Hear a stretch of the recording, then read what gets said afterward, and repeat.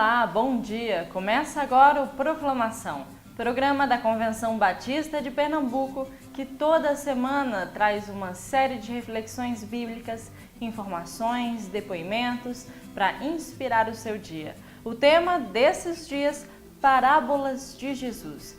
Mas antes da mensagem carro-chefe da semana, vamos aproveitar também esses dias para recapitular algumas reflexões que tocaram as nossas vidas aqui no Proclamação.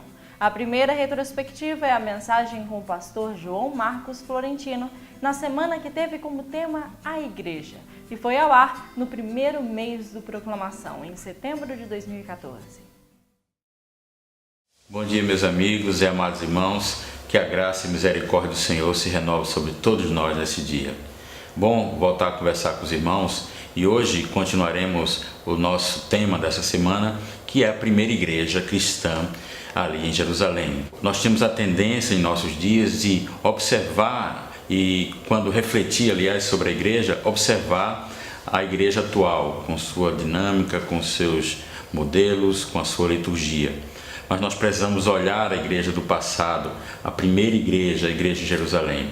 E naquela igreja, ou melhor, com aquela igreja, nós aprendemos que ser igreja é diferente do que muita coisa que nós vimos aí. E o primeiro princípio que nós aprendemos ontem é que ser igreja, ou para ser igreja do Senhor, é necessário, em primeiro lugar, conhecer o Senhor da igreja, que é o Senhor Jesus. Então falamos ontem que para que você encontre-se na igreja ou participe da igreja, é necessário então que você abra o coração para o Senhor Jesus.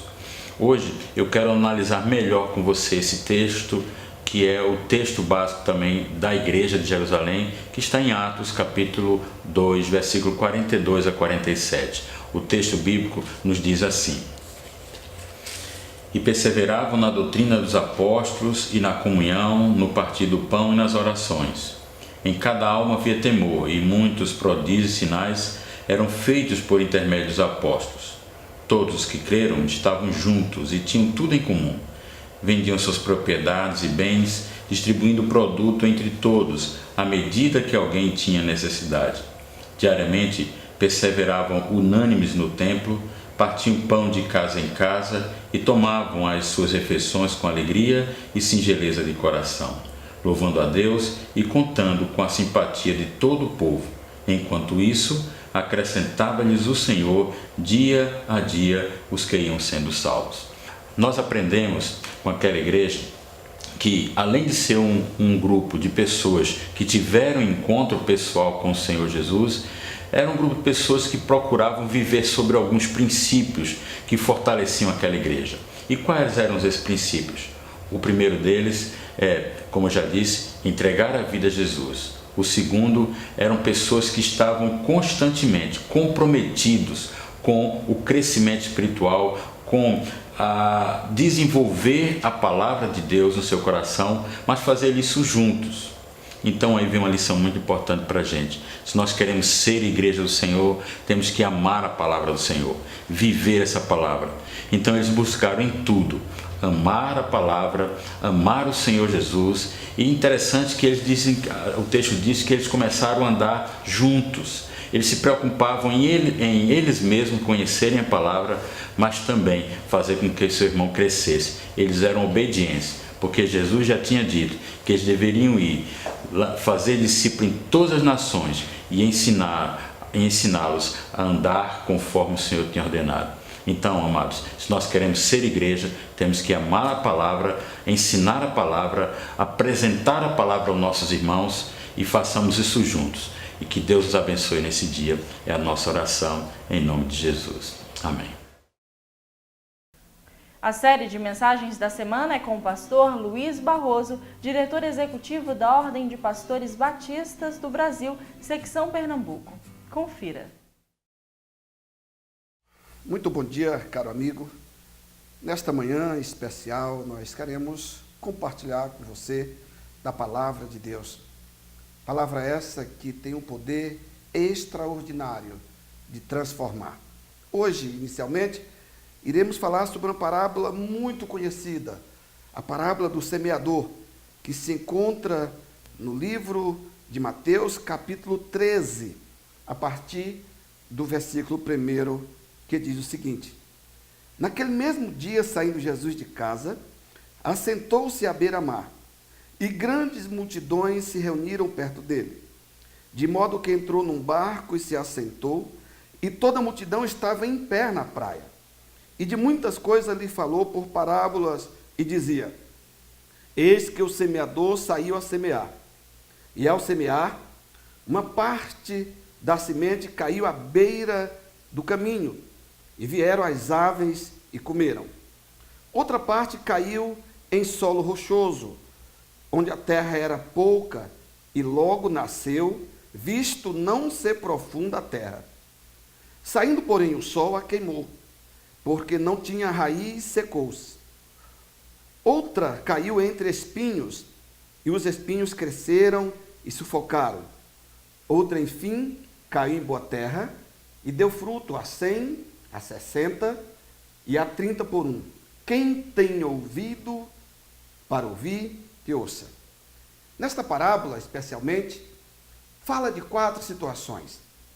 E é interessante que este é um texto especialmente muito exclusivista. E aqui está a inclusão da minha história e também da sua história. Você vai perceber durante essa semana que aliás, esse era o foco de Jesus, é que nas parábolas as pessoas se fizessem uma espécie de participante das mesmas. E aqui fala de 4 situações específicas. A primeira é a semente que cai à beira do caminho. Vejam, os caminhos geralmente são lugares pisoteados, duros, onde dificilmente há possibilidade de uma semente vir a germinar. Entenda uma coisa, o problema não está na semente. Que a semente aqui é a palavra de Deus, e ela é capaz de cair em qualquer solo.